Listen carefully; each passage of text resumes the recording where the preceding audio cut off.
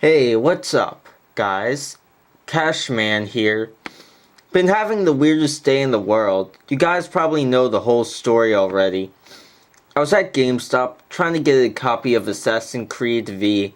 I walked up to the counter and asked them about it, and they acted like the game had never come out. I tried to explain to them what I was trying to find. You know, the one where this mod's assassin is named Adries and he is in the middle of World War II. I knew this was right because you had Alter during the Crusade. You had Ezo in the residence 3 times, sheesh. You had Connor in the Revolutionary War. You had John Jacob Jingleheimer Smith in the Civil War. And now there's Andres in World War II. Right? But they still had no idea what I was talking about. So I left the counter and looked for some cheap used games. I looked at the GameCube section. They had about 50 million copies of Super Mario Sunshine, equally as many Luigi's Mansions. In fact, one of them was really weird. Now that I think about it, I think blood was running down Luigi's mustache on one copy. No matter, I already have a copy of that game. Looking through the shelves, I saw the weirdest thing in the world. It was a GameCube game. Now, if that wasn't weird enough, it was a game I thought never existed. Limp Bizkit, the video game. I was stunned. My second favorite band, first is Metallica, and nobody ever told me there was a video game. Where were all the sexual indues that would come with a release like this? Was this a ripoff of Guitar Hero or hell, I don't know what? It was priced at $14 even. In big red letters with a marker, I was confused, but I thought it would be fun. I picked the thing off the shelf and looked closer at the cover. It was just a picture of Fred Durst on stage, with West Borland in the lower right corner. Actually, now that I think about it, I think Snoop Dogg was somewhere too, but I can't remember exactly where. The letters that said Limp Bizkit, the video game, were bold and white, bland but not boring, immutilating.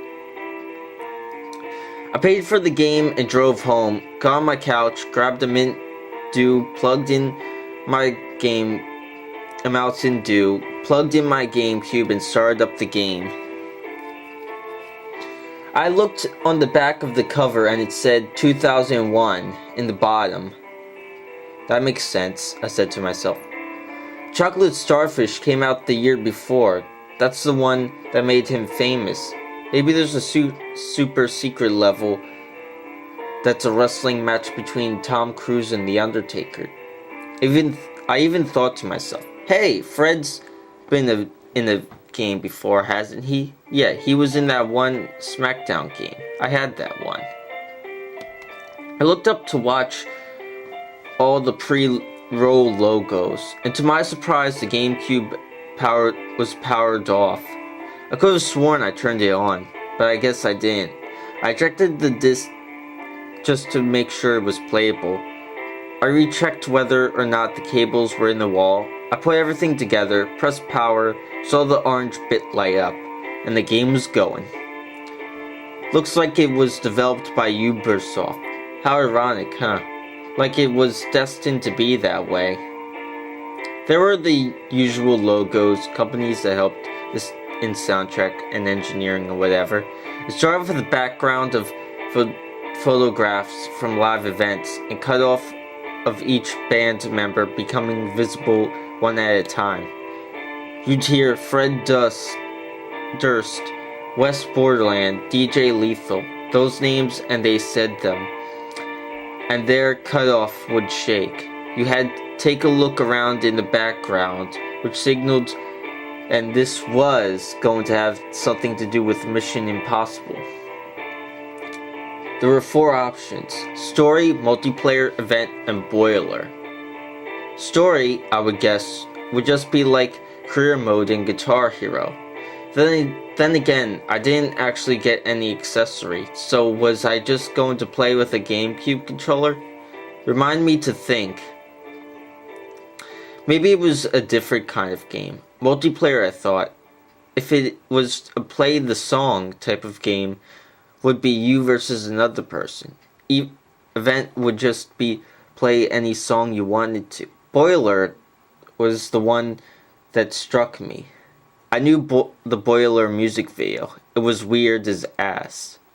Fucking worms in his cheeseburger and whores that are really robots and anorectic aliens doing the wall or something. I figured I'd check it out later. I had no idea what it would be. Maybe it's, something. I don't know.